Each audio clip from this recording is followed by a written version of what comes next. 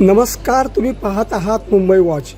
विलेपार्ले येथील नीलांजली सहकारी गृहनिर्माण संस्थेच्या स्वयंपूर्ण विकास प्रकल्पाचे भूमिपूजन भाजपा गटनेते व महाराष्ट्र राज्य स्वयंसमूह पुनर्विकास प्राधिकरणाचे अध्यक्ष आमदार प्रवीण दरेकर यांच्या हस्ते पार पडले. यावेळी पुनर्विकासाला विलेपार्ल्यात मोठा वाव असून सोसायट्यांना आवश्यक निधी उपलब्ध करून दिला जाईल असे त्यांनी सांगितले. या प्रसंगी विलेपार्ले मतदारसंघाचे आमदार पराग अळवणी, लोकमत वृत्तपत्राचे मुंबई संपादक अतुल कुलकर्णी, नगरसेवक मिलिंद शिंदे, नीलांजली सोसायटीचे अध्यक्ष सुनील बांदेकर, तुषार श्रोत्री, साहिल श्रोत्री, उमा भालेराव, संदीप परदेशी यासह मुंबई बँकेचे अधिकारी आणि सोसायटीचे रहिवासी मोठ्या संख्येने उपस्थित होते.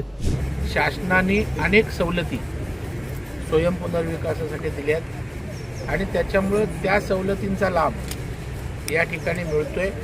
जे लाभ बिल्डरला मिळत नाहीत ते लाभ स्वयं पुनर्विकासासाठी सोसायट्यांना मिळतात आणि त्याच्यामुळे फिजिबिलिटीलाही त्या ठिकाणी ताकद मिळते.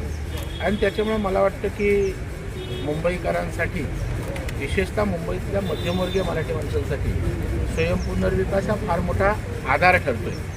कारण छोटं घर असल्यामुळे मुंबईकर आज बाहेर नाला सोपारा, वसई, विरार, कसाऱ्यापर्यंत गेला आहे.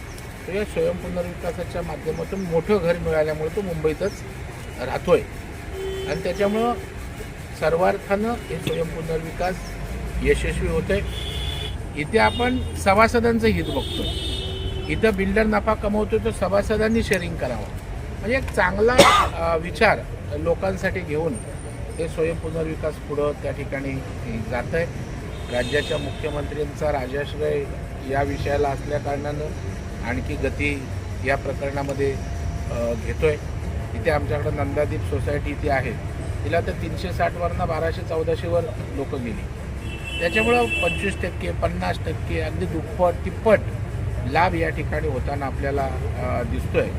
आणि त्याच्यामुळे मी आज पार्लेकरांना पण धन्यवाद देईन. कारण इथे फनेलचा विषय असल्यामुळे फिजिबिलिटीलाही मोठ्या अडचणी आहेत. तर त्याच्यामुळे स्वयं पुनर्विकासातनं फिजिबिलिटीला उपयोग होणार आहे. त्याचा उल्लेख मागाशी परागजीने केला की शासनाकडून जे हवं आहे ते इतर मार्गाने मिळत असेल तर आमचा विकासाशी महत्त्व आहे ना. आता शासनाच्या सवलती सेल्फ डेव्हलपमेंटला मिळाल्या, फिजिबिलिटी झाली, मोठ्या जागा मिळाल्या, तर छोट्या छोट्या इमारती या स्वयं पुनर्विकास करतील, त्यांची फिजिबिलिटी होईल. आणि म्हणून पार्लेकरांसाठी स्वयं पुनर्विकास हा आशेचा किरण आहे. आणि मला वाटतं की जोरात गतीनं इथेही पुनर्विकास होईल आणि मुंबईकरांनी यासाठी पुढं यावं.